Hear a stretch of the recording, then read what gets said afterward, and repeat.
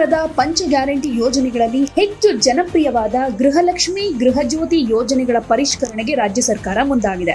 ಈ ಎರಡೂ ಯೋಜನೆಗಳಲ್ಲಿ ನಕಲಿ ಫಲಾನುಭವಿಗಳನ್ನ ಪತ್ತೆ ಹಚ್ಚುವುದಕ್ಕೆ ಹಾಗೆ ಮತ್ತೆ ಹೊಸದಾಗಿ ಅರ್ಜಿ ಸಲ್ಲಿಕೆ ಮಾಡುವುದನ್ನ ಕಡ್ಡಾಯ ಮಾಡಿದೆ. ಗೃಹಲಕ್ಷ್ಮಿ ಗೃಹಜ್ಯೋತಿ ಯೋಜನೆಗಾಗಿ ಅರ್ಜಿ ಸಲ್ಲಿಕೆ ಕಡ್ಡಾಯ ಮಾಡಿರುವ ಸರ್ಕಾರ ಶೀಘ್ರದಲ್ಲೇ ಅರ್ಜಿ ಸಲ್ಲಿಕೆಗೆ ಅವಕಾಶ ನೀಡಲಿದೆ. ಇದಕ್ಕೆ ಸಂಬಂಧಪಟ್ಟ ಹಾಗೆ ಹೊಸ ಅರ್ಹತಾ ಮಾನದಂಡಗಳು ಕೂಡ ಬಹಿರಂಗವಾಗುತ್ತೆ. ಈ ಹೊಸ ಅರ್ಜಿಯಲ್ಲಿ ಏನೆಲ್ಲ ಮಾನದಂಡ ಇರುತ್ತೆ ಗೊತ್ತಾ?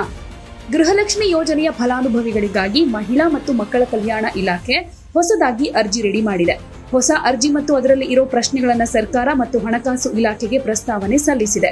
ಈ ಸಲ ಗೃಹಲಕ್ಷ್ಮಿ ಯೋಜನೆ ಅರ್ಜಿ ಪ್ರತಿಯಲ್ಲಿ ಏನೆಲ್ಲ ಪ್ರಶ್ನೆಗಳು ಇರಬಹುದು, ಯಾವೆಲ್ಲ ದಾಖಲೆಗಳನ್ನ ನೀಡಬೇಕು ಅನ್ನೋದನ್ನ ನೋಡೋದಾದ್ರೆ, ಮನೆ ಯಜಮಾನಿ ಯಾರು, ಆಧಾರ್ ಸಂಖ್ಯೆ ಏನು, ಮನೆಯ ಯಜಮಾನಿ ಬ್ಯಾಂಕ್ ಖಾತೆ ವಿವರ ಕೊಡಬೇಕು, ಈ ಹಿಂದೆ ಮನೆಯಲ್ಲಿ ಎಷ್ಟು ಸದಸ್ಯರಿಗೆ ಗೃಹಲಕ್ಷ್ಮಿ ಹಣ ಖಾತೆಗೆ ಬರ್ತಾ ಇತ್ತು ಅನ್ನೋದನ್ನ ತಿಳಿಸ್ಬೇಕು, ಯಾವ ಜಾತಿ ಅನ್ನೋದನ್ನ ಹೇಳಬೇಕು, ಮನೆಯ ಯಜಮಾನಿ ಪತಿಯ ಹೆಸರು, ಅವರ ಆಧಾರ್ ಸಂಖ್ಯೆ ಕೂಡ ಇರಬೇಕು, ಆಧಾರ್ ಕಾರ್ಡ್ ದಾಖಲಾತಿ ಸಲ್ಲಿಕೆ ಮಾಡಬೇಕು, ನೀವು ಐಟಿ ಮತ್ತು GST ಪಾವತಿದಾರರ ಅನ್ನೋದನ್ನು ಕೂಡ ತಿಳಿಸಬೇಕು, ನಿಮ್ಮ ಬಳಿ APL ಕಾರ್ಡ್ ಅಥವಾ BPL ಕಾರ್ಡ್ ಇದೆಯಾ ಅನ್ನೋದ್ರ ಬಗ್ಗೆ ಕೂಡ ಮಾಹಿತಿ ಕೊಡಬೇಕು.